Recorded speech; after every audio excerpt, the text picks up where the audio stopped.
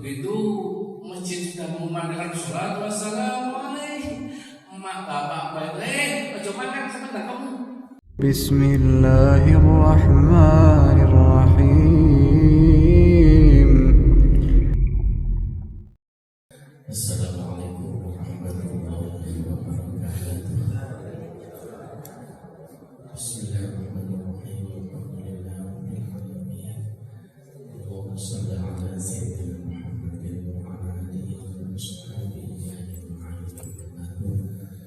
Bapak Ibu para jamaah Allah, syukur alhamdulillah pada pagi ini kita bisa bersilaturahmi kembali dalam keadaan sehat walafiat.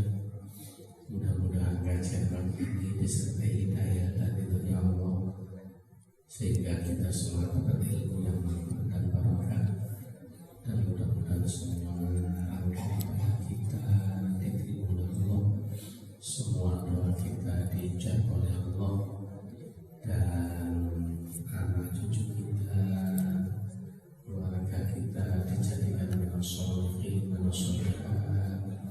Semuanya yang sedang sakit mudah-mudahan disembuhkan oleh Allah, sehat lahir batin kembali, dan bisa istiqomah melanjutkan ibadah kepada Allah. Ala hadiniyah wa likulli niyatin sholihat wa li hajatin wa hajatikum lana wa lahumul fatihah. A'udzu billahi minasyaitonir rajim. Bismillahirrahmanirrahim. Iyyaka na'budu wa iyyaka nasta'in.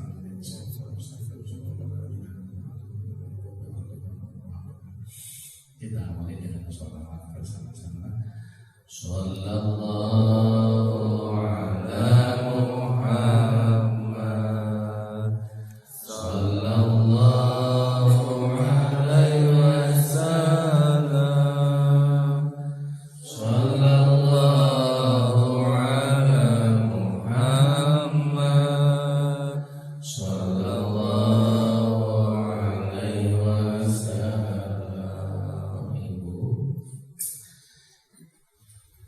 Bulan depan, tepatnya tanggal 11 Maret, adalah tarawih pertama. Kita semua telah memasuki bulan suci Ramadan, bulan sangat mulia. Karena itu bersama Bapak Takmir hari ini minta dibahas kajian seputar permasalahan puasa. Ada yang ingin kami sampaikan di sini, dua persoalan terkait dengan niat dan imsak. Karena seringkali imsak ini menjadi perdebatan di kalangan umat Islam, yang mana di setiap masjid mushola, khususnya di negara Indonesia ini, imsak itu identik dengan tarhib, ya ditandai dengan sholawat tarhib atau assalatu wassalamu alaikum. Nah, pertanyaannya, ketika memasuki waktu imsak atau tarhib 10 menit sebelum adzan subuh, pertanyaannya, apakah kula jenengan misalkrina masih boleh makan sahur di saat waktu imsak atau tarhib ini, yang selama ini panjenengan pahami masih terus makan atau diberhentikan makan? Halo? Terus makan apa berhenti makan? Ono sing terus, ono sing berhenti. Yang terus makan, coba silakan angkat tangan. Yang berhenti silakan angkat kaki. Nah, andai kata wong jene wis kerinan, mangane diteruskan selama belum adzan subuh, ini masih sah atau tidak puasanya? Oke, ya, baik. Inilah Bapak Ibu yang akan kita bahas saat ini. Nah, ini jadi saya hanya membahas rukun puasa, tidak yang lain. Karena itu menyamakan persepsi kita semua manakala terjadi persoalan yang seperti saya sampaikan tadi. Jadi rukun puasa itu ada dua, satu niat dan mencegah hal-hal yang membatalkan puasa, mencegah atau menahan diri untuk tidak makan dan minum atau melakukan hal-hal yang membatalkan puasa. Itu dalam bahasa Arab disebut imsak, menahan diri. Ketika bicara rukun puasa ini saya ingat masa kecil guru-guru zaman dulu itu membuat sebuah syair supaya mudah dihafal.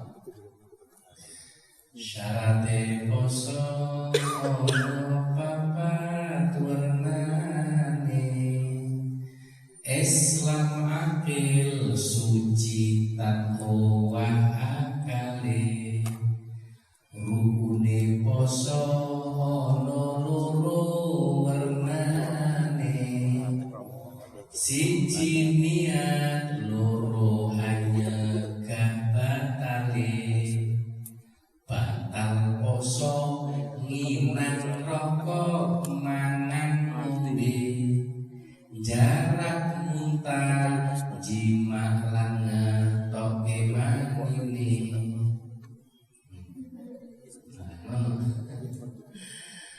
Ya.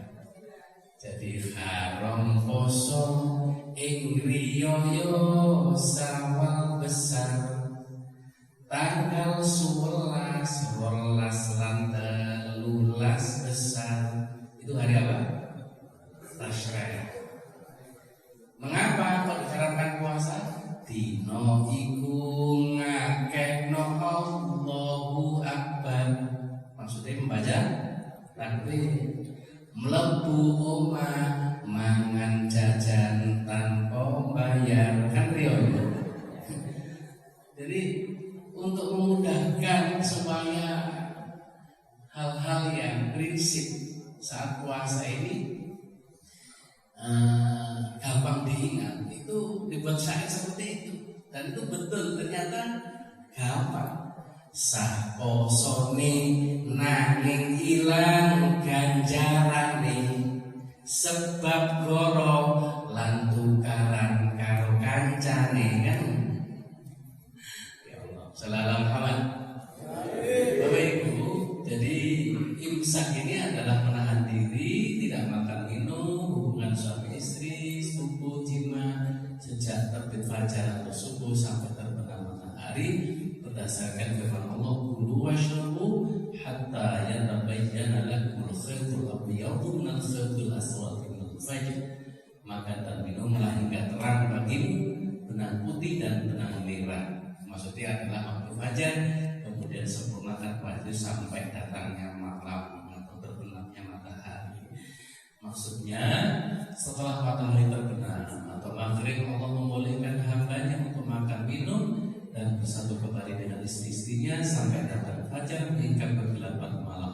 Allah menyamakan malam dengan benang hitam dan siang dengan benang putih, sehingga jelaslah bahwa benang yang dimaksud di sini tidak ada hubungannya dengan kain, melainkan fajar. Jadi Bapak Ibu, sebelum turun ayat ini, ketika ada perintah puasa, ya, itu para sahabat ada istilah benang terlihat, benang merah antara benang putih dan benang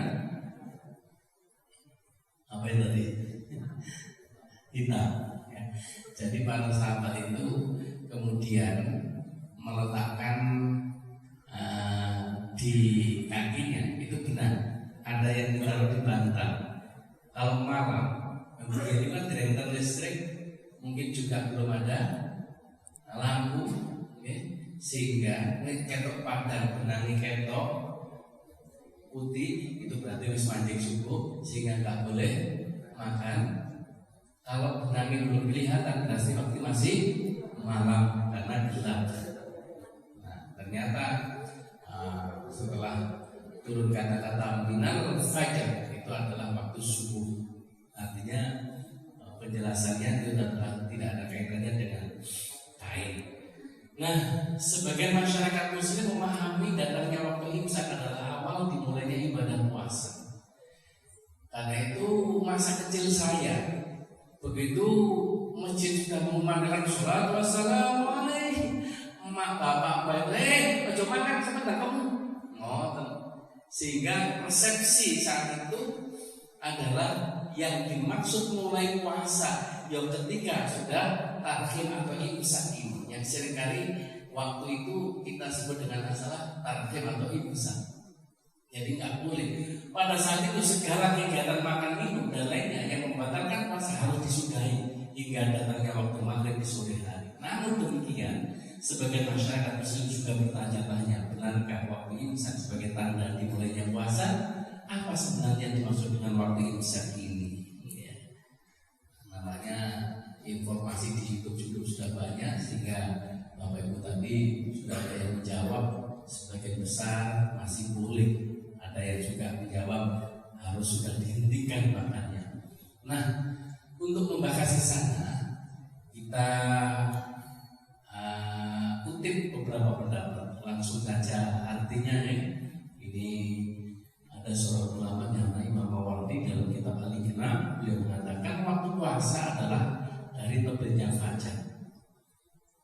Ya, maksudnya fajar kedua, karena fajar itu ada fajar putih, fajar sotik. Yang kelihatan ketok padang tapi hakikatnya belum mancing subuh. Sampai tenggelamnya matahari. Akan tetapi lebih baik bila orang yang berpuasa melakukan imsak. Nah, ini saran beliau. Melakukan imsak itu menahan diri, tidak makan dan tidak minum sedikit lebih awal sebelum terbitnya fajar, dan menunda berbuka sejenak setelah tenggelamnya matahari. Jadi begitu tenggelamnya matahari gak langsung buka, karena memang saat itu belum ada jam seperti sekarang. Kalau sekarang sudah jelas jamnya tenggelam, tidak langsung makan, nunggu adzan maghrib. Karena ternyata begitu tenggelam itu tidak langsung otomatis mancing waktu maghrib, meskipun definisinya adalah sampai tenggelamnya matahari. Karena itu saran beliau jangan tergesa-gesa, tunggu sejenak agar menyempurnakan imsak menahan diri yang membatalkan puasa di antara keduanya. Ya, baik yang waktu pagi maupun yang sore hari. Yang kedua ada Dr. Mustafa Khim dalam kitabnya Al-Fiqh Al-Manhaj menyebutkan puasa menahan diri dari apa yang membatalkan dari terbitnya fajar sampai tenggelamnya matahari disertai dengan niat. Nah, semuanya begitu, bukan waktu imsak tapi terbitnya fajar. Maksudnya adalah mancing waktu subuh. Ya, dia mulai dari Allahu Akbar itu. Nah, satu lagi yang ketiga, dari hal yang perlu diperhatikan adalah menahan diri secara penuh dari apa yang membatalkan puasa yang telah disebut sepanjang hari dari terbitnya fajar sampai tenggelamnya matahari. Semua kitab-kitab fikih yang bisa digunakan sebagai rujukan itu seperti itu, dimulainya puasa dari terbitnya fajar. Nah, dari keterangan di atas secara jelas dapat diambil kesimpulan bahwa awal dimulainya puasa adalah ketika terbitnya fajar, yang merupakan tanda masuknya waktu sholat subuh, bukan pada waktu imsak. Adapun berimsak mulai menahan diri lebih awal sebelum terbitnya fajar sebagaimana disebutkan oleh Imam Mawardi hanyalah sebagai anjuran agar lebih sempurna masa puasanya. Jadi Bapak Ibu, kalau panjenengan terlambat bangun, kemudian kita sudah mendengar di masjid-masjid sholat wassalam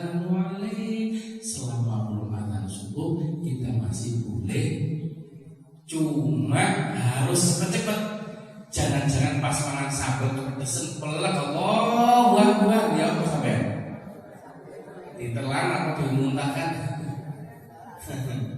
Wah, eman-eman apa sate. Aduh, ya. Wah, ini yang bahaya. Ya. Jadi itulah kenapa perlunya menahan diri. Ya. Nah, ini referensinya. Rasulullah pernah bersabda begini, Bapak Ibu. Bilal mengumandangkan azan pada suatu malam. Jadi ternyata pada zaman Nabi itu ada dua sahabat yang muadzin Rasulullah, tapi yang terkenal Bilal karena memang suaranya bagus. Jadi malam menandai sholat tahajud, tapi belum subuh. Itu Bilal ada terlebih dahulu. Jadi ada sebagian masjid yang di Indonesia memang tidak bertradisi, itu tiba-tiba ada anak oh tak bila jam telu tiba-tiba. Oh ini mengerahkan di sini.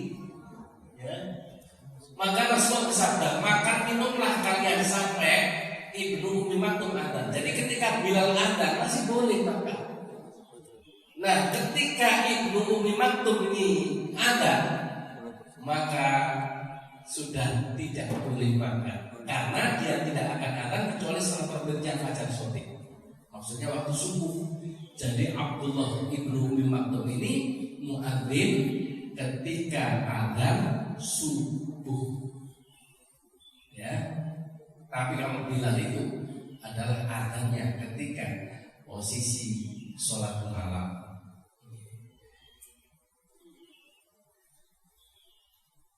Lalu bagaimana dengan waktu imsak yang ada? Waktu imsak yang sering kita lihat di jadwal-jadwal imsak adalah waktu yang dibuat oleh para ulama untuk kehati-hatian.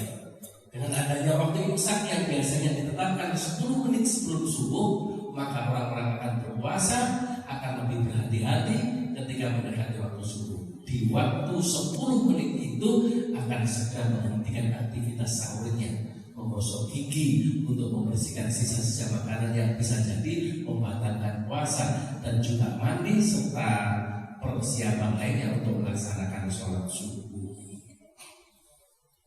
Dapat dibayangkan bila para ulama kita tidak menetapkan waktu imsak.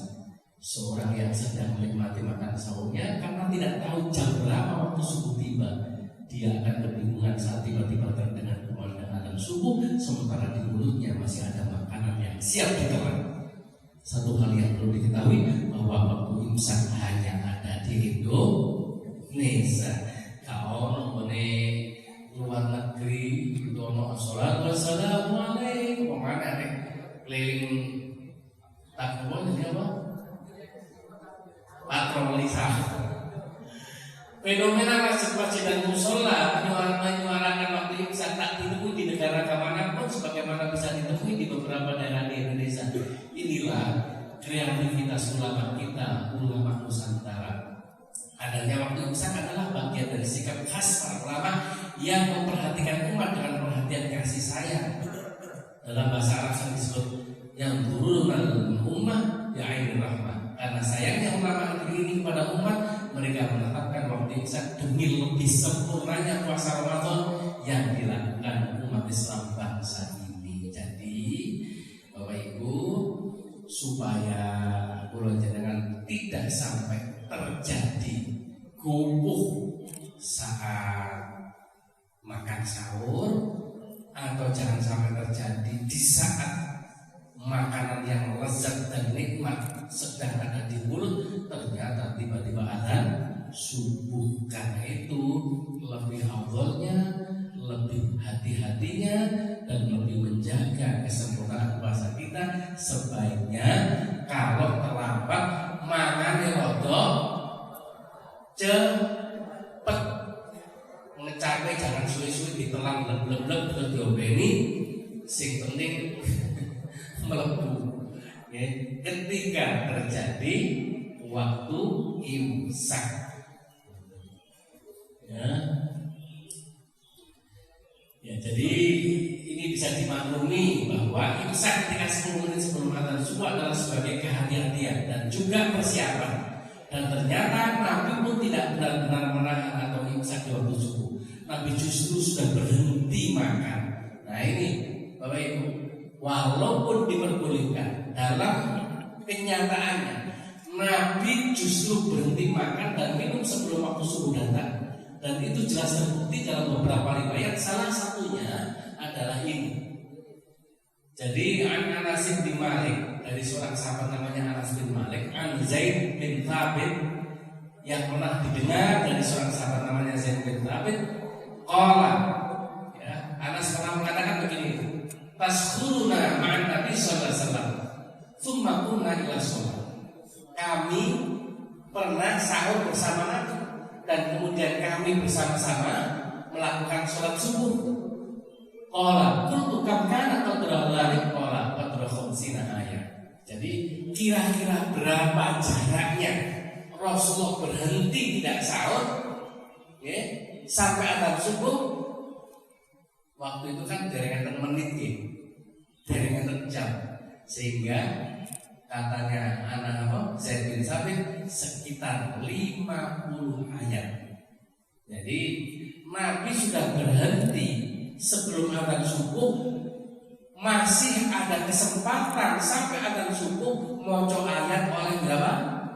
50. Nah dari situlah Bapak Ibu yang akan berhormati, kemudian ulama Nusantara, ulama kita beristihad, ternyata rata-rata 50 ayat itu nek diwaca sepadan dengan berapa?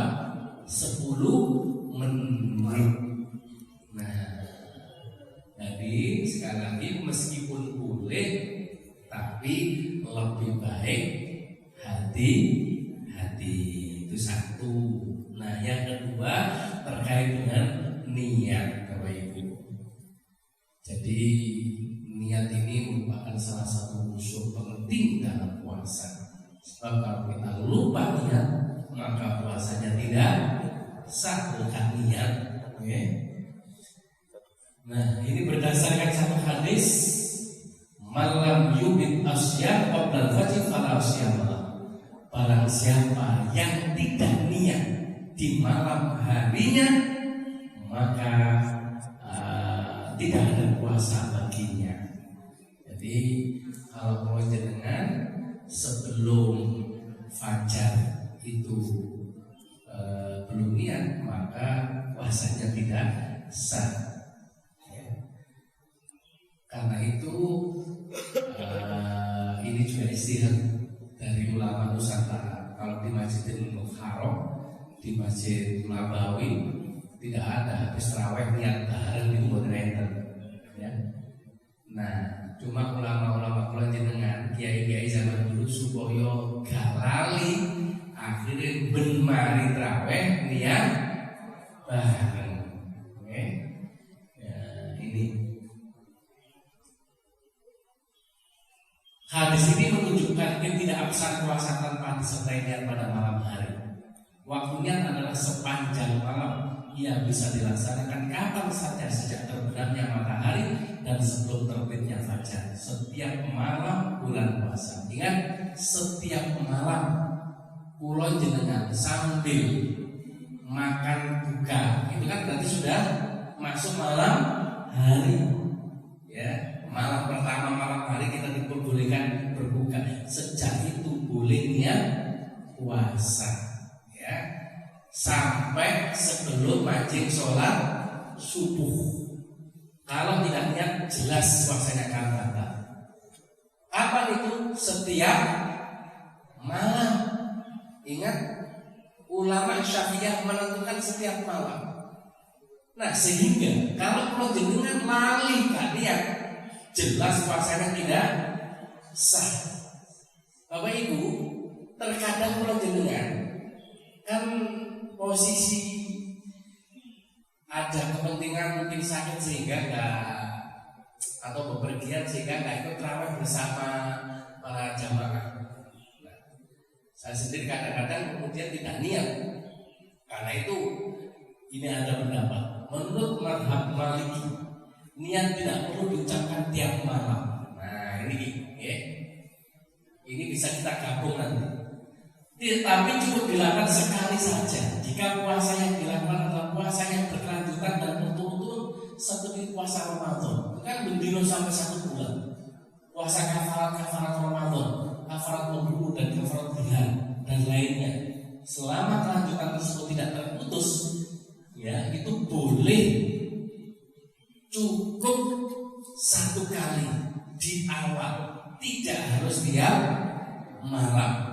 Dengan catatan puasa wajib tersebut puasa yang berkelanjutan.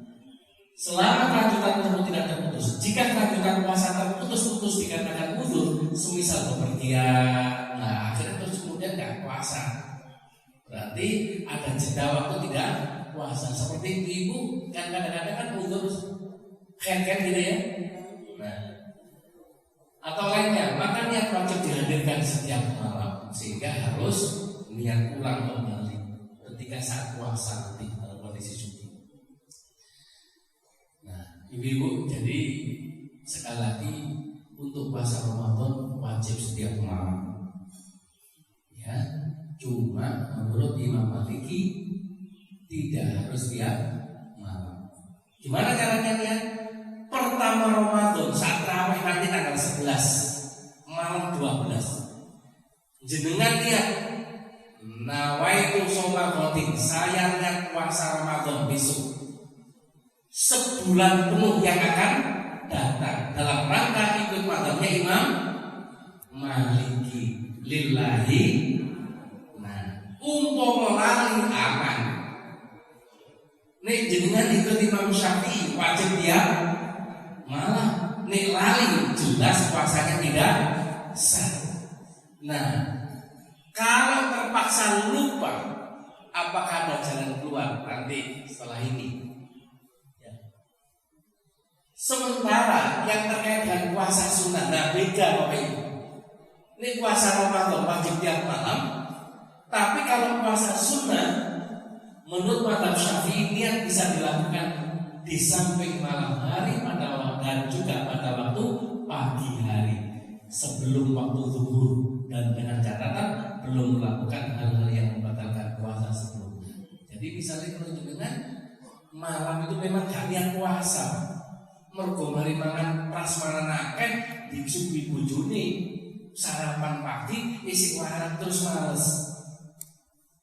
Lah kok Mas gak sarapan? Aku mampu mari undangan prasmanan warak. Wis ngono tak niat puasa. Nah, ngono. Ojo kemudian jawabnya gak enak. Aku dulu sarapanku tuh muta. Nah itu jadi ngelarang hati. Masih poso tapi yang ngelarang hati gak diajar. Ya, Bapak Ibu. Jadi boleh ketika pagi hari terus males daripada luwih ngatur niat puasa sunnah. Menurut mazhab Hanafi, niat puasa sunnah adalah sejak malam hari hingga pertengahan siang. Sama dengan Imam Syafi'i, pertengahan siang berarti waktu zuhur, sebelum zuhur batasnya. Nah, setelah tergelincirnya, nampaknya sudah langsung mangan air. Namun akan lebih baik bila dia dilakukan pada malam hari dengan mengucapkannya. Jadi lebih afdal malam hari. Sedangkan mazhab Maliki berpendapat niat tidak sah dihadirkan pada waktu siang hari, apapun jenis puasanya termasuk puasa sunnah. Nah, cuma Imam Maliki walaupun punya kelonggaran tidak harus setiap malam, puasa sunnah pun juga harus malam hari. Mazhab Hambali berpendapat niat puasa sunnah bisa dilakukan pada siang hari, meskipun dilakukan setelah matahari tergelincir. Nah, sesudah waktu zuhur. Jadi menurut mazhab Hambali malah longgar. Kalau mazhab Syafi'i dan Imam Hanafi tadi sebelum majing zuhur batasnya. Tapi menurut mazhab Hambali malah boleh setelah tergelincirnya matahari. Pagi sampai siang gak niat puasa selama belum makan minum dan belum melakukan hal-hal yang membatalkan puasa. Kok mari zuhur alah karek direk langsung puasa, itu hukumnya boleh. Asalkan puasa sunnah menurut mazhab Hambali atau Hanabilah, ya. asalkan belum melakukan hal-hal yang membatalkan puasa seperti makan minum dan seterusnya. Nah, dalil sahnya puasa sunnah dengan niat di siang hari ini ada riwayat ya dari Sayyidah Aisyah bahwa suatu hari Nabi datang kepadaku karena Sayyidah Aisyah dan bertanya, apakah kau punya makanan? Saya menjawab, tidak ada. Beliau lantas berkata, kalau begitu aku puasa. Jadi Nabi ini pernah tanya kepada Sayyidah Aisyah, hal indaki syarif, ma'indi syarif, apakah ada yang bisa digunakan sarapan pagi? Jadi ternyata kondisi dan situasi saat itu seperti yang bisa kita lihat di dalam hadis ini. Nabi tidak selalu punya makanan yang bisa digunakan sarapan seperti kita ini kalau ini ya. Subhanallah, yang luar biasa kondisi saat itu. Saya teringat zaman bapak saya dulu, Bapak Ibu, ketika mau berangkat sekolah itu jarang sekali atau berangkat ke sawah zaman itu sarapan nasi itu jarang.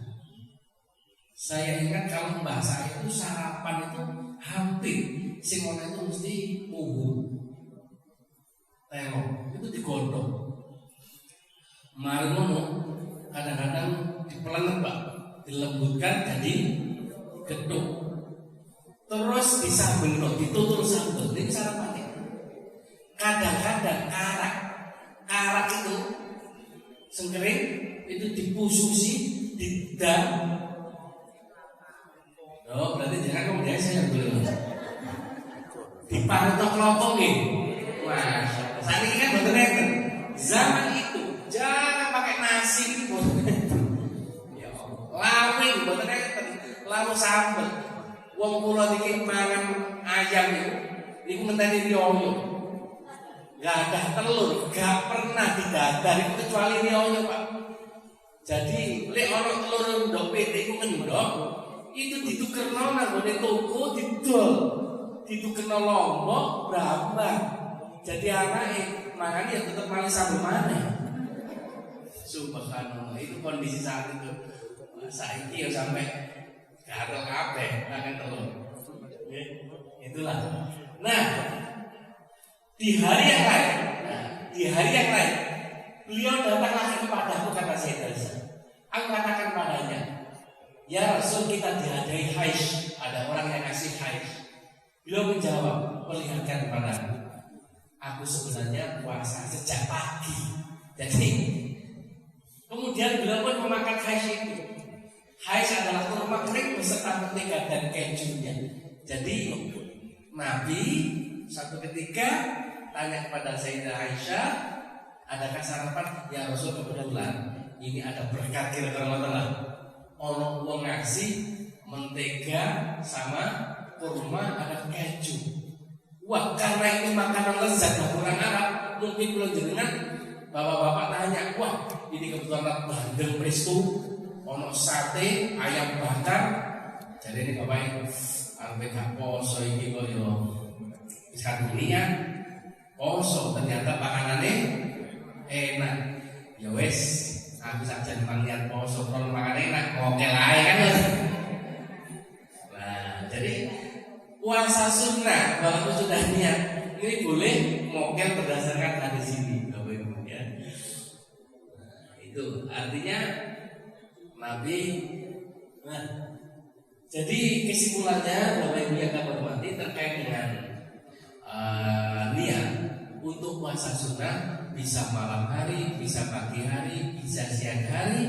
Menurut ulama Hanabilah boleh setelah tergelincirnya matahari setelah zuhur. Ulama Syafi'i, Hanafi maksimal adalah sebelum zuhur. Ulama Malikiyah atau Imam Maliki pokoknya baik sunnah maupun wajib pertama harus malam hari. Cuma beliau punya kelonggaran tadi, kalau semuanya Ramadan wajib malam hari, tapi kalau Imam Maliki sekali boleh untuk 1 bulan, khusus bagi orang-orang yang kelanjutan. Tapi bagi ibu yang memang wis kadung niat 1 bulan dadak terjeda oleh haid misalnya, kalau panjenengan sudah tidak haid tidak ada masalah. Bagi yang masih haid, maka ketika nanti setelah suci wajib niat kembali. Jadi karena 1 bulan maksudnya ternyata hanya 1 minggu atau 15 hari sudah haid, maka ketika suci wajib niat kembali. Tapi bagi yang tidak ada halangan haid dan terus menerus sekali di awal niat ingsun puasa Ramadan 1 bulan penuh dalam rangka ikut pendapat Imam Maliki fardholillahi aman, umpama lali nggak ada masalah. Nah, bagi ulama seperti ulama Syafi'iyah atau mazhab Syafi'i yang memang lupa harusnya tiap malam ternyata lali, maka puasanya tidak sah. Tapi masih ada solusi dan jalan keluar. Bagi mereka yang lupa Bapak Ibu, ternyata kita temukan salah satu ulama pengikutnya Imam Syafi'i dan Imam Nawawi dalam kitab Majmu' Syahrul Hadab menuturkan solusi sebagai berikut. Disunahkan bagi yang lupa niat di malam hari berniat puasa Ramadan di pagi harinya. Jadi wong jenenge wong lali nggih tetap wajib niat ya segera di saat pagi hari langsung niat. Makanya sebaiknya Bapak Ibu kapan malam hari bilang sama bapak-bapaknya habis niat, selalu saling mengingatkan. Tapi kalau terawih bersama pasti niat. Kalau terawih, okay? Nah, karena yang demikian itu mencukupi menurut Imam Abu Hanifah, maka diambil langkah kehati-hatian dengan niat. Jadi Imam Nawawi ini mengambil pendapatnya Imam Hanafi yang membolehkan niat di pagi hari untuk puasa Ramadan bagi orang yang lupa. Nah, kemudian Ibnu Hajar Al-Haytami dalam kitab fatwanya beliau mengatakan disunahkan bagi orang yang lupa berniat puasa di bulan Ramadan untuk berniat pada pagi hari, karena bagi Imam Abu Hanifah hal itu sudah mencukupi. Maka diambil langkah-langkah kehati-hatian dengan niat yang dia berikan itu taklid dengan pendapatnya Imam Abu Hanifah.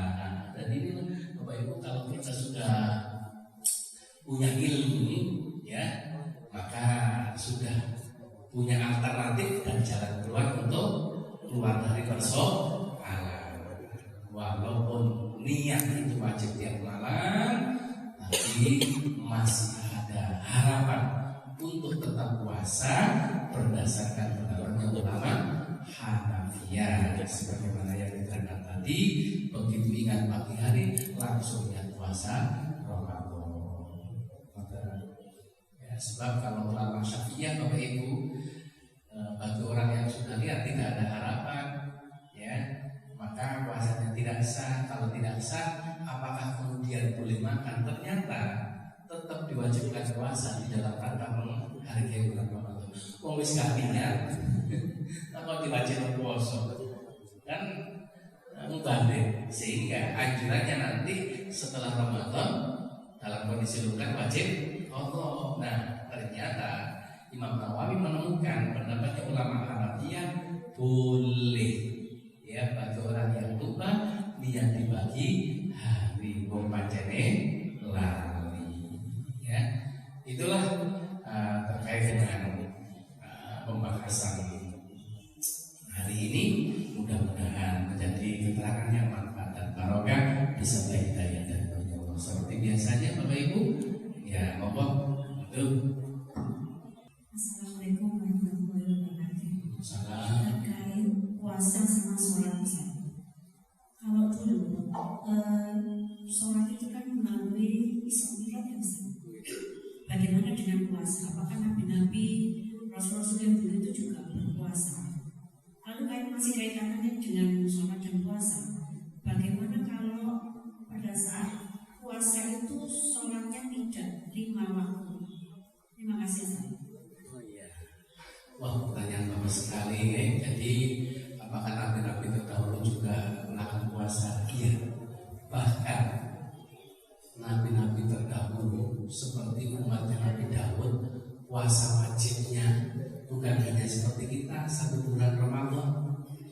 berapa? 1 hari puasa, 1 hari buka. Jadi sepanjang hidupnya poso terus. Nah, cuma bagi umatnya Nabi Muhammad, puasanya Nabi Dawud itu boleh dilanjutkan, tapi tidak wajib puasa sunnah. Makanya ada orang yang sekarang ini ada puasa Daud istilahnya, sehari puasa sehari sunnah. Saya pernah ditanya oleh orang, bagaimana kalau pas minggunya puasa, Senin tidak puasa, gimana Ustaz sebaiknya? Pernah ada seorang sahabat tanya, ya Rasulullah, kami sering puasa Nabi Daud, sehari puasa sehari tidak. Lah pas hari Senin saya berbuka, padahal umatnya Nabi Muhammad puasanya Senin. Nah, katanya Nabi, kalau sudah puasa Daud, sudah nggak usah mikir puasa Senin lainnya, karena puasa sunnah yang terbaik adalah puasa Daud. Sopo sing kuat. Jadi kamu benar-benar memang niat dalam diri Allah. Ente bapak ibu sampai nikah sing nanti puasa Daud. Ulang boten nanti. Iso puasa Senin Kamis iso isi koma alhamdulillah. Masya Allah, itu luar biasa. Nabi pernah ditanya sahabat tentang fadilahnya puasa Senin Kamis. Ternyata jawabnya Rasulullah, puasa Senin Kamis di saat itulah malaikat sedang setiap hari Senin dan Kamis melaporkan semua catatan amal kita. Jadi kalau dengan tiap hari ini kan dicatat oleh malaikat raqib dan atid, dan setiap Senin dan Kamis dibawa menaik ke atas, dilaporkan kepada Allah kata Nabi, sehingga ketika dilaporkan ini, aku ingin di saat sedang puasa. Gitu. Nah, Bapak Ibu yang kamu hormati, terkait dengan ada orang yang puasa tapi sholatnya tidak 5 waktu. Wah, ini gimana jawabnya? Wong podo-podo wajib. Gampangnya cerita, nek ono wong poso tapi sholatnya tidak 5 waktu. Iki podo karo wong jas-jasan, dhuwur pakai dasi, ini sudah karo kira-kira ngoten. Loh, mestinya kan kabeh wajib ditutupi, gitu ngoten. Dadak wong sholat yo wajib, puasa juga sing dilakoni mek dhuwur tok kira-kira ngoten. Berarti padha karo wong jas-jasan pakai dasi gak kronoan kan. Jadi arek cilik lucu deh kan. Ya.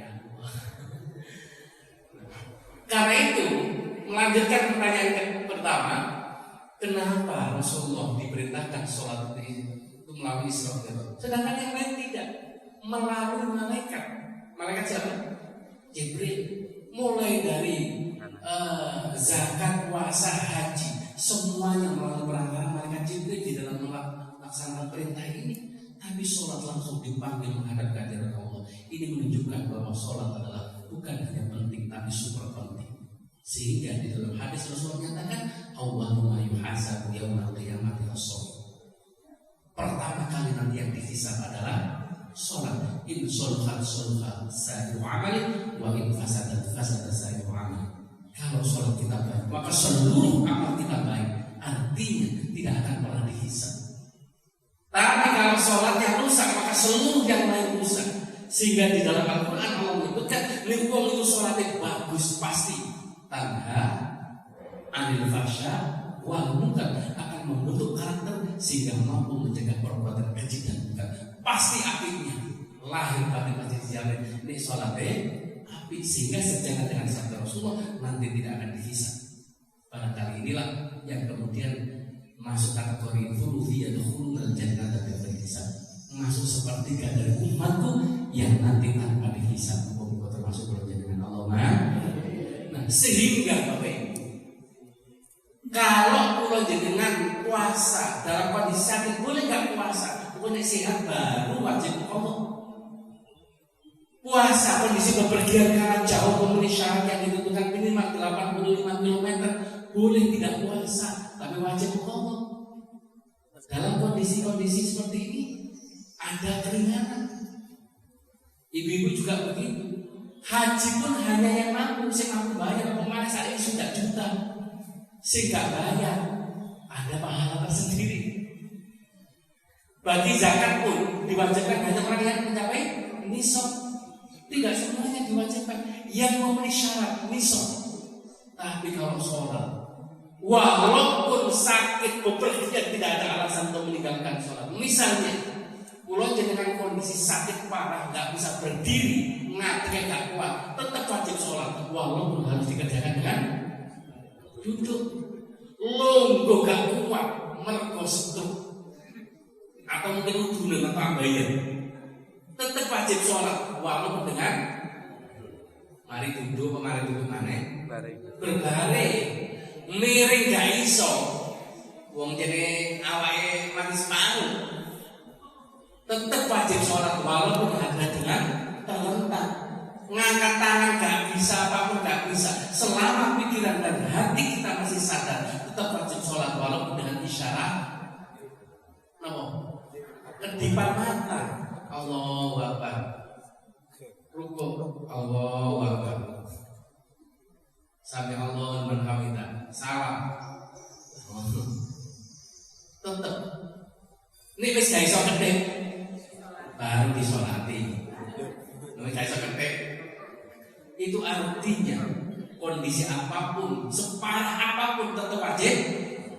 Gimana cara wudunya, Ustaz? Kalau sendirian pas anaknya gak harus wudhu, atau kita di rumah sakit kondisi pakai alat, tapi sadar mungkin sesek saja, atau mungkin COVID kemarin kan kita baru akan diganti pempesnya itu kalau sudah 1 hari hanya 2 kali berdasarkan pengalaman saya. Tapi ketika sadar tetap wajib sholat Bapak Ibu.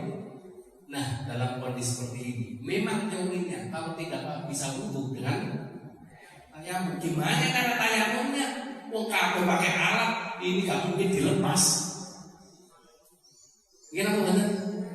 Dalam kondisi seperti ini mungkin bisa jadi pempes belum diganti najis semua. Setiap waktu sholat tetap wajib sholat, walaupun tanpa wudhu, tanpa tayamum, karena memang tidak memungkinkan. Kiblatnya juga sangat sulit karena rumah sakit gak mungkin kita diunyir ngomong. Ya kan gak mungkin suster yang menyerang kiblat paling ditoto mana. Si dilatih sampai kok tahan, mesti loro akeh menghadapnya kemana saja, walaupun tanpa tayamum, tanpa wudhu. Waktu sholat Allahu Akbar, selama pikiran dia kalau nggak sadar nggak wajib sholat.